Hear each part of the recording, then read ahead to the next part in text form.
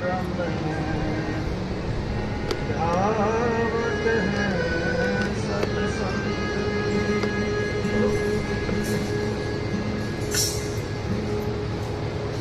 कबीर गुरु तो जन्म कमल है सदा सिंध भरपूर, राख शिष्य के गुरु जाने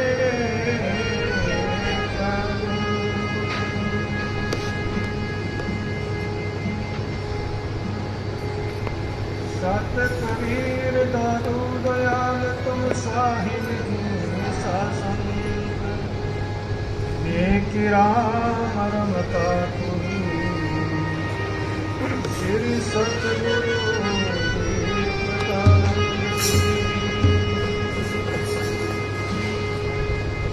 सतगुरु दीप्तानंद जी के अखंड प्रकाश,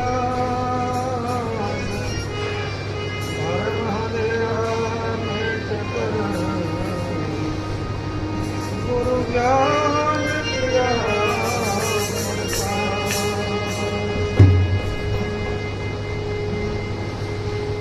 नमो परम गुरु शरण नमो संत भगवन, श्री सद्गुरु रामानंद जी तुमको नमो।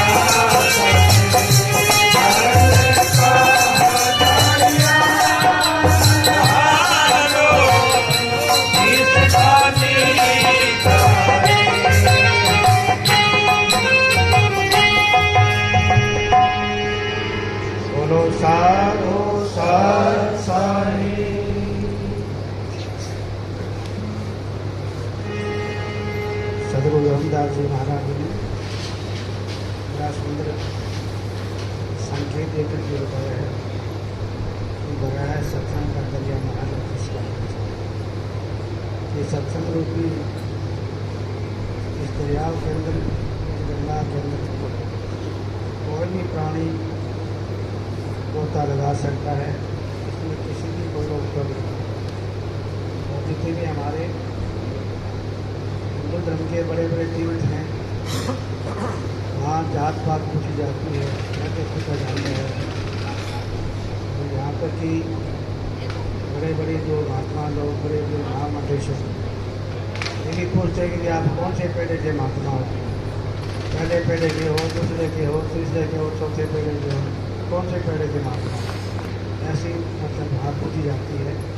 लेकिन सत्संग के अंदर कोई किसी की जात पात नहीं है, कोई किसी का मजहब नहीं है, कोई किसी का पैरा नहीं है, कोई छोटा बड़ा नहीं है। कोई भी प्राणी अपने अहंकार को मिटाकर और कोई भी किसी भी टाइम गोता लगा सकता है। और जिसने भी गोता लगाया है वो जन्म और मरण से उसका पीछा छूट गया है।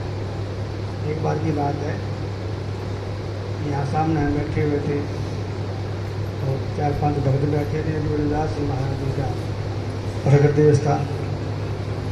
एक दिन पहले भंडारा हुआ और उससे अगले दिन सुबह बैठे बाहर, सुबह से नहा धो के चाय पी रहे थे। 4-5 महात्मा आ गए सुबह सुबह। चाय जैसे महाराज जी ने हाथ में ली और दूसरे महात्मा आए, उनका आदेश महाराज बैठ के दरी बिछी हुई थी।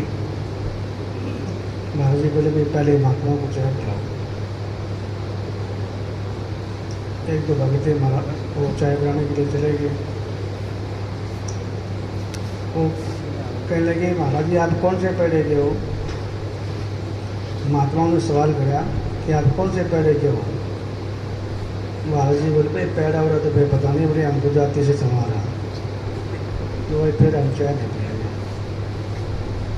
महाराज जी बोले भाई उनको रोकिया, चाय नहीं पिएंगे।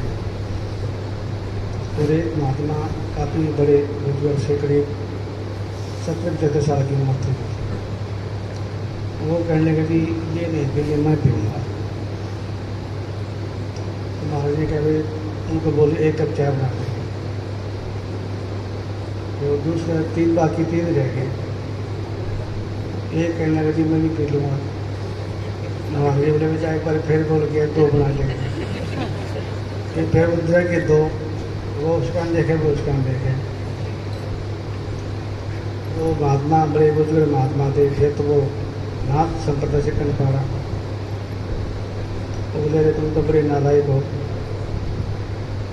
हमारी भी बेइज्जती करवाते हो साथ ज़्यादा। बोले जी कोई बात नहीं, हम भी पी लेंगे। 4 महीने पी लिए। तो महात्मा लोग जाकर पूछते भाई कौन सा पेड़ा के, बड़े पेड़े को, छोटे पेड़े को। औरों की बात तो आम आदमी की बात दूर है। पुष्कर जी में सबसे बड़ा तीर्थ मानते पुष्कर जी को, लेकिन वहाँ जाने वाले को बोलते हैं जी आपका कौन दूध है, कहाँ से आए हो, कौन सा मजहब है, कौन से पंथ है। तो ये सत्संग के गंगा में कोई किसी का कोई मजहब पंथ कुछ नहीं होता। उसने कोई भी, हाँ एक बात है कि अपने अहंकार को मिटाना पड़ता है। कि अपने अहंकार को मिटा के कोई भी अपनी चतुर्थी को अपना अंतर्मुख करके और कोई भी इसमें गोता लगा ले। और जो इसने भी गोता लगाया है वह संसार में जितने जो बड़े बड़े ग्रंथ हैं उनकी रचना उन्होंने की है। अपने अनुभवों से उन्होंने अपना पूरा इस ब्राह्मण की जानकारी लेकर उनका पूरा बखान किया। तो इसलिए महाराज धर्मदास कहते हैं कि बड़ा सत्संग का दरिया नहा ले जिसका न ऐसा और है तीर्थ, ऐसा और कोई तीर्थ दुनिया में नहीं मिलेगा। धरती पे कहेंगे न ऐसा और है तीर्थ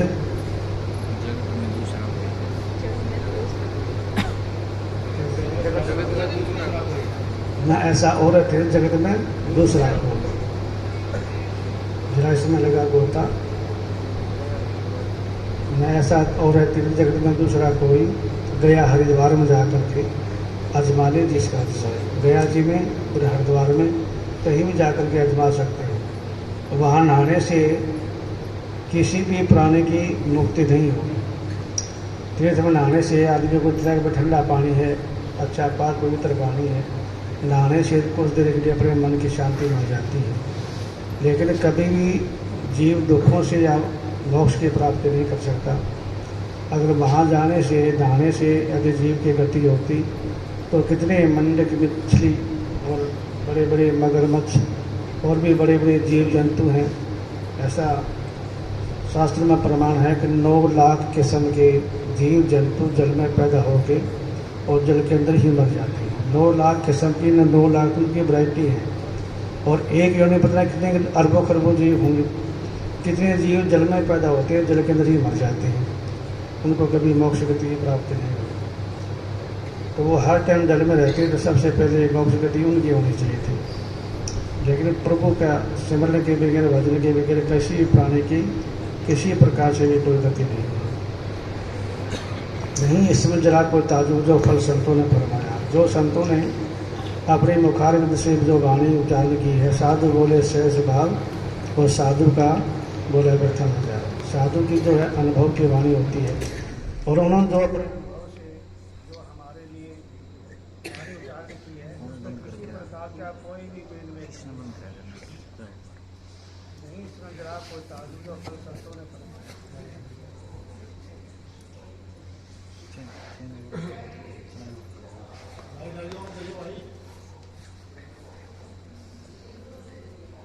ऋषि मुनियों में गाई बहुत कुछ किसकी दौड़ना और लिखी हुआ पौधियों में है। बड़े बड़े ग्रंथ हमारा गरीबदास जी में की वाणी जो है करीब 24,000 वाणी है, और एक एक वाणी बड़ी अनमोल वाणी है। एक एक वाणी पर हम अगर विचार करें तो एक वाणी पर विचार करने से ही जो है जीव का कल्याण हो सकता है। हम सब लोग जो है सुनते हैं बैठ करके, लेकिन कभी उस पर विचार नहीं करते, कभी मनन नहीं करते, कभी उसको करने का प्रयास नहीं करते। सुनने से भी कल्याण होगा। जब तक उस पर मनन नहीं करेंगे, जब तक विचार नहीं करेंगे, जब तक उस पर तो बगैर चले बगैर जो है कभी भी गति नहीं हो सकती, कभी भी हम जो है मोक्ष का अधिकार नहीं हो सकते। जो भी संतों की वाणी है पहले उसको सुनो, और सुनने के बाद में उस पर विचार करो, उसको अपने अंदर में उसका मंथन करो, और फिर चलने का प्रयास करो। अगर चलेंगे तो मंजिल पूरी होगी, अगर नहीं चलेंगे तो वहीं तो वहीं बैठे रहेंगे। नहीं इसमें जरा ताजु जो फल संतों ने फरमाया, काग से हंस अपने को बना ले जिसका जैसा है। जिन्होंने भी इस वाणी में विचार किया और चले हैं, उनकी जो काग वृत्ति होती है वो काग वृत्ति को छोड़ करके हंस की वृत्ति को ग्रहण कर लेते हैं।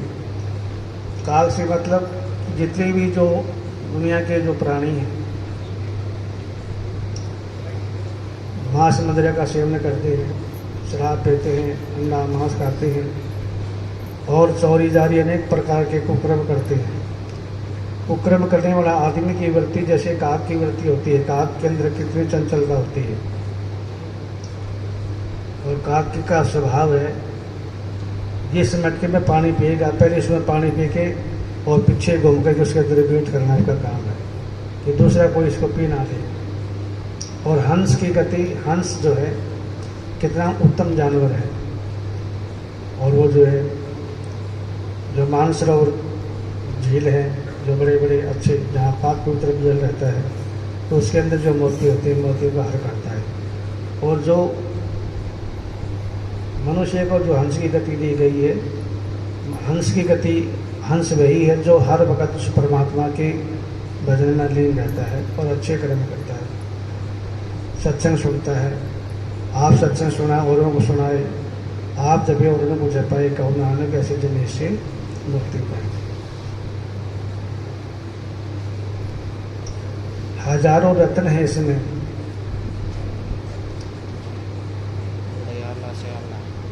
हजारों रत्न है इसमें, बड़े आला से आला, बड़े आला से आला है। जरा इसमें लगा गोता उठा ले जिसका है। शील, संतोष, विवेक, ज्ञान, वैराग, भक्ति, ऐसे इसमें जो है शुभ जो संस्कार हैं वो सत्संग माने से ही जीव को प्राप्त होते हैं। हजारों इसमें रत्न बताते, हजारों ऐसे संस्कार हैं जीव के में। यानी इस सत्संग में नहाने से, सत्संग में जाने से सत्संग को सुनने से जीव के अंदर ऐसे गुण आ जाते हैं कि मलिनी वृत्ति उसकी खत्म हो जाती है और एक हंस की वृत्ति को प्राप्त कर देता है। कितने ऐसे गुण हैं। एक सत्संगी आदमी जो असली में जो सत्संगी है उसको चाहे हम कितने उसका हम आदर सम्मान करें और कितना उसका हम जो तिरस्कार करें, उसको दोनों में जैसे बराबर है। ना वो किसी आदर सम्मान करने वाले से प्रेम करते हैं और ना तिरस्कार करने वाले से कभी दुश्मनी करते हैं। उनकी दृष्टि में दोनों एक समान रहते हैं। इसलिए इसमें जो है अच्छे अच्छे बड़े शुभ संस्कार बताए हैं। शील, संतोष, वैराग्य, ज्ञान, दया, भक्ति, जो ऐसे जो गुणों को धारण करते हैं उन्हीं को ही हंस की गति प्राप्त होती है। और महाराज धर्मदास जी कहते हैं कि दुखों से मुक्त होना चाहते हो तो सबसे जीवन के अंदर की सबसे अहम कड़ी ये है कि किसी अच्छे महापुरुष की संगत में जाए और उनसे याचना करे और जैसी वो मार्गदर्शन करवाएं उनके ऊपर चले, उन पर मनन करे और अपने गुरु के प्रति पूरी श्रद्धा भावना रख करके पूरी प्रेम श्रद्धा के साथ में जो भी गुरु बताएं उसमें किसी प्रकार का संशय ना करके और उस पर अपना चले, जैसे बताए उसके अनुसार अपना सिमरन करके अपने जीवन में कल्याण करें। मुक्त होना चाहो दुखों से तो धर्मदास महाराज जी कहते हैं जा सतगुरु की शरण जा करके, शरण में जाकर काल से तिनका उड़ा ले जिसका जी चाहे। काल सीखने का कभी काफ़ी जो हमारे हिंदू धर्म के लिए काफ़ी जो किसी बड़े बुजुर्ग या किसी की व्यक्ति की अगर मृत्यु हो जाती है, जब हम उसका दाह संस्कार करने के बाद में जब वापस चलते हैं सभी लोग बैठ करके और इतने का उठा के ज़मीन में और राम राम लेकर के उतने का वो तोड़ देते हैं, तोड़ करके उतने का लगा के अपने घर आ जाते हैं। ये ऐसे हम रोज इतने के तोड़ के आते हैं, कभी किसी का दुख दूर नहीं हुआ। लेकिन एक बार यदि परमात्मा के नाम से जुड़ जाएंगे, एक बार ये सत्संग के अंदर गोता लगा लेंगे, इस सत्संग रूपी दरिया में एक बार भी हम स्नान कर लेंगे, नहा लेंगे, तो फिर बार बार हमारा जो तिनका तोड़ते हैं लोग, तिनका तोड़ने से जीव को बहुत गति की प्राप्ति हो जाएगी। ये बार बार अवसर नहीं मिलेगा। तो इसलिए महाराज जी धर्मदास महाराज बताते हैं